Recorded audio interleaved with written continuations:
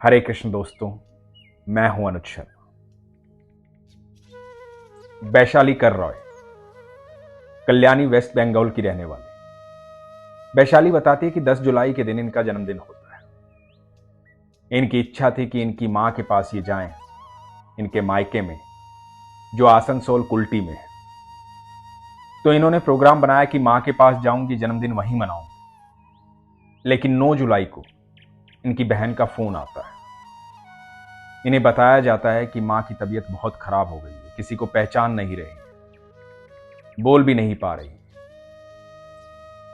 स्थिर हो गई है, कुछ नहीं कर पा रही है, कुछ समझ में नहीं आ रहा है क्या करें।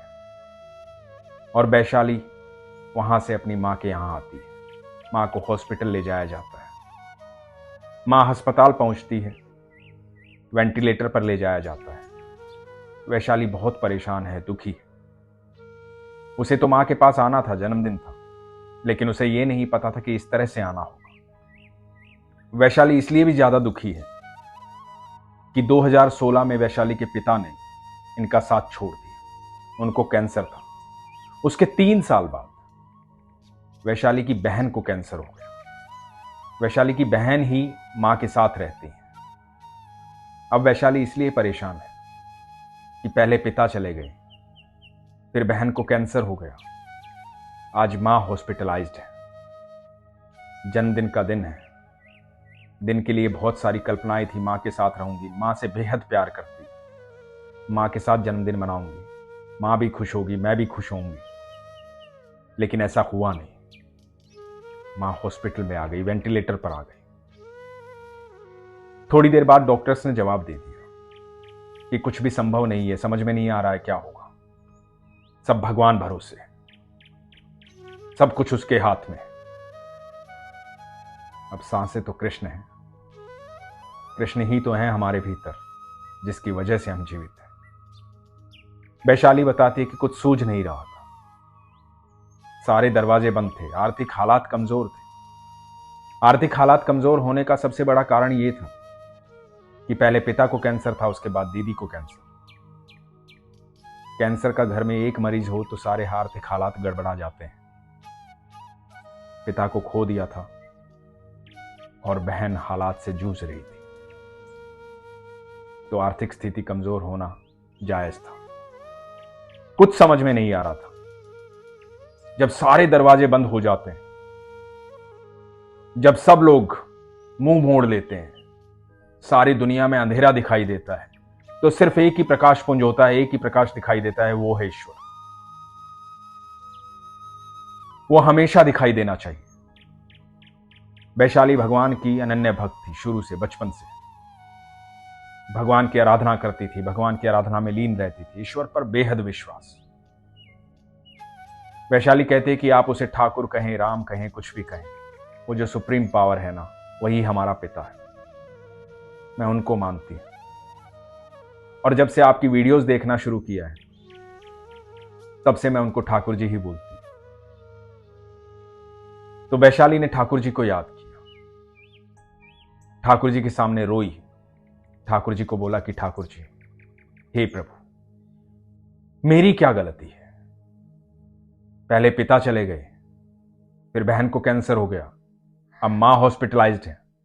इसमें मेरा क्या कसूर है? मेरी क्या गलती है? मुझे बताओ। मैं तो बचपन से आपसे बेहद प्यार करती हूं, आप पर विश्वास रखती हूं, और आपके अलावा मेरे पास कोई सहारा नहीं है। आप कुछ भी करें, कैसे भी करें, मेरी मां सही रहनी चाहिए। वैशाली के हाथ में प्रार्थना के अलावा कुछ था भी नहीं। हॉस्पिटल गई, अगले दिन मां वेंटिलेटर पर, उससे अगले दिन मां वेंटिलेटर पर, लेकिन प्रार्थनाएं नहीं छोड़ी। उम्मीद थी, विश्वास था, भरोसा था, भगवान से प्रेम था, प्रार्थनाएं लगातार चलती रही। एक दिन अचानक से फोन आया डॉक्टर का कि आपकी मां की हालात में सुधार है, वेंटिलेटर से नॉर्मल बेड पे शिफ्ट किया जा रहा है। यह अंधेरे में रोशनी की किरण थी, ये ईश्वर का आना था। मुस्कुराहट चेहरे पर आई, वैशाली खुश हुई, प्रार्थनाएं लगातार चलती रही। मां बिल्कुल स्वस्थ होकर वापस लौटी। बिल्कुल भी आस नहीं थी। डॉक्टर्स ने जवाब दे दिया था। बोलना भूल गई थी, देखना भूल गई थी, पहचानना भूल गई थी, सब कुछ भूल गई थी, क्योंकि कृष्ण साथ छोड़ रहे थे। और वैशाली की पुकार ने कृष्ण को वापस बुला लिया, उन सांसों को वापस बुला लिया। आज वैशाली की मां बिल्कुल स्वस्थ है, सुखी है, खुश है। ईश्वर की कृपा है। ईश्वर से प्रार्थना करता हूं कि उन्हें हमेशा स्वस्थ रखे, खुश रखे। उनका आशीर्वाद, उनका प्यार बच्चों पर बना रहे। यह विश्वास की बात है, क्योंकि उसके शब्दकोश में कहीं भी असंभव नहीं है, कहीं भी असंभव नहीं है। आपके लिए छोटी छोटी चीजें बड़ी होती हैं और उसके लिए बड़ी बड़ी चीजें कुछ होती ही नहीं। इसलिए इधर उधर ना भटके, इधर उधर अपने दुखड़े ना रोएं, घबराएं ना, डरे ना, खुश रहें, अपनी आत्मा को प्रसन्न चित्त रखें। लेकिन खुश कैसे रहेंगे, प्रसन्न चित्त कैसे रहेंगे? वो रहेगा आपके विश्वास से। जब आपको हर समय यह अनुभूति होगी ना कि आपके ईश्वर आपके साथ है, आप कभी नहीं घबराएंगे, कभी नहीं हारेंगे, कभी नहीं डरेंगे। और मैं हमेशा कहता हूं, आप उसे किसी भी नाम से पुकारें, आप उसे किसी भी तरह से देखें, किसी भी रूप में देखें, वो आपको देख रहा है, वो आपको समझता है, वो आपसे बेहद प्रेम करता है। वो सर्वेश्वर है, परमेश्वर है, अनंत ब्रह्मांड का मालिक।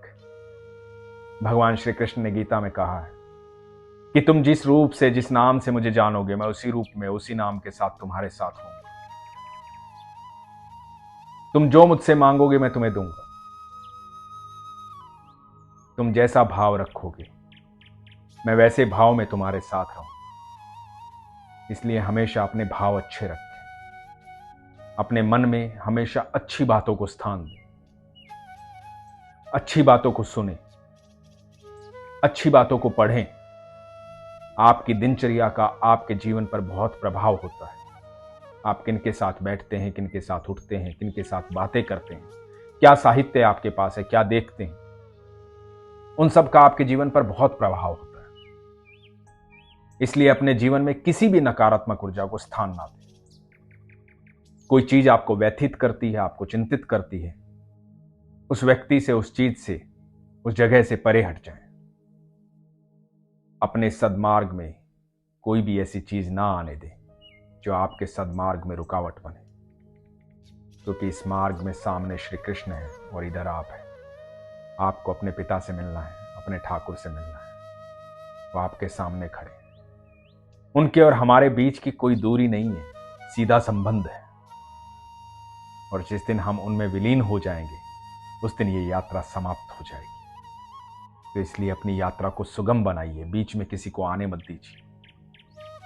हमेशा सदकर्म कीजिए, अपने अच्छे कर्म कीजिए, लोगों का भला कीजिए, लोगों के लिए प्रार्थना कीजिए। सबको खुश रखिए और खुश रहिए। अपने विश्वास को मजबूत कीजिए, अपना ख्याल रखिए। हरे कृष्ण।